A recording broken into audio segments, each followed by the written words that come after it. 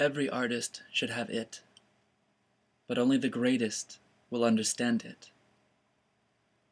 So said Richard Wagner, the composer. My name is Lyca Mikhael, and I have a feeling that it is flow. In my study and practice of yoga, I found a beautifully spoken example of what it is to be still. Eric Schiffman said, "Imagine a spinning top. Stillness is like a perfectly centered top, spinning so fast it appears motionless. It appears this way not because it isn't moving, but because it's spinning at full speed." Stillness is not the absence of motion or energy. It's rather a moment of complete participation, where energy moves unimpeded and life is in perfect harmony with itself. It's in this harmony that one finds flow. The life force is unending and never diminishes. It's rather our amount of participation that informs how much flow we might experience. When we're not wholly involved or participatory in the moment, parts of our mind and body begin to shut down these channels of flow. Have you ever tried to spin your prop, whether it be poi or staff, clockwise and counterclockwise simultaneously? It doesn't work. If we're acting on opposing desires, we also move away from stability. When we're first learning something, we have a heightened sense of awareness and mental engagement in our activity. Unfortunately, there's a gap between what the mind wants to do and what the body is able to translate. Eventually, rather than thinking, feeling becomes the guiding impulse to movement. It takes sensitivity to the subtle sensations of flow, but it's an exercise to be practiced in everyday life and habit. Ultimately, one might grow from a thinking mode into a feeling and sensing mode, where one can be intuitively guided from within. To come into this harmony is to experience your truest you and vibrate on your individual feeling tone. When I find myself in a state of flow, my self-expression is total, immediate, and without conception of time. I find that I must be spiritually whole, free of mental and physical fragmentation, and I actively attempt to unite my consciousness to the now moment, and in that I'm able to make communion with flow. It really bothers me to hear other people describe their experiences of flow as something outside of them. Often they recount an ecstatic feeling or moment of clarity, but can't remember what they did or where they came from. They just drifted off into some other place. It's like having an acid trip that revealed to you an entirely new light of the world, but not being able to remember the path because you closed all the doors behind you. Take this as an example. Imagine a magnificent maple tree in its peak fall colors.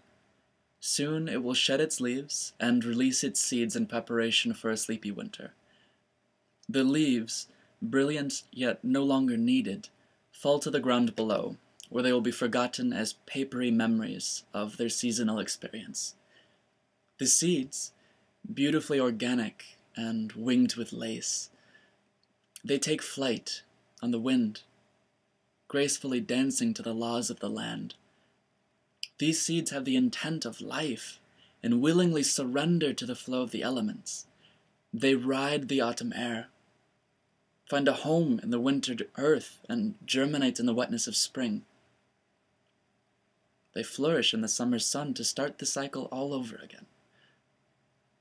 Emerson said, "The quality of the imagination is to flow and not freeze." One can't always predict when a flow will emerge, and absolutely cannot force it. But you can choose to be the seed rather than the leaf, and to flow rather than freeze. Water has intrinsic properties that make it behave the way it does. It's without form or shape, and becomes one with its vessel. Something to think about. Running water is never stale. So just keep flowing. Bruce Lee also said, in the Tao of Jeet Kune Do, turn into a doll made of wood. It has no ego. It thinks nothing. It is not grasping or sticky. Let the body and limbs work themselves out in accordance with the discipline they have undergone. Through training and explorations with my own flute tools, my body is ingrained with the muscle memory of specific moves, and my mind knows the linkages that form transitions between them. My spirit is what makes them dance together. When you observe what is, you can creatively orchestrate your own feeling tone. When you're in communion with that feeling tone, you become aware that each one of your movements suggests the whole of the universe of which it is a part of. Flow is a being at one with things. One of my favorite aspects of poi is the ability to create mandalas based around the human geometry. These forms of point and line create chakras, or wheels of energy. When I'm in a 4-petal anti-spin flower, for example, I can feel the quartered geometry of the mandala pulling me in opposing directions. Anti-spin and isolations are my favorite places of flow. I feel like in these geometries, I'm entirely aware of the momentum shifts and fine places of balance required to keep them flowing. And I feel as if I'm building an energy vortex around myself. Or say in an overhead spiral wrap.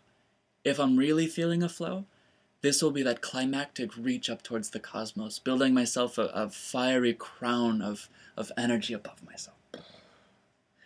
Now, something interesting that I found about object manipulation is that our hands, what we primarily use for play, are an extension of our heart chakra, or the still center point. The Sanskrit word for chakra, or for this chakra, is anahata, meaning unstruck. Its symbol is comprised of 12 lotus petals surrounding 2 intersecting triangles, forming a 6-pointed star. These triangles represent the descent of spirit into the body and the rising of matter to meet spirit. This chakra is the balance between the mind and the body, inner and outer realms, the self and other, in a sense is hence called the sound that is made without any two things striking. Flow emerges from this balance and is expressed through these hands. When I'm entirely absorbed in a spin, I build a story with my hands and body. Lines of energy build as the current of flow is strengthened. I find myself expressing emotions and human truths in the shapes and forms I take. Considering the hands and heart a tool for healing, so is flow. I've moved people in profound ways through my spinning or talks to flow arts. When the realization that things like an aware engagement in poi can lead to an opening of flow, and that flow may open the door for creatively orchestrating a life, you see that everything beats together. When we are in a flow, the harmonious state we feel gives coherency to everything we say or do, like tones of a scale in harmonic resonance. Flow isn't about getting connected. It's rather about seeing and feeling the connections that already exist. Love and flow are the realization of no boundaries.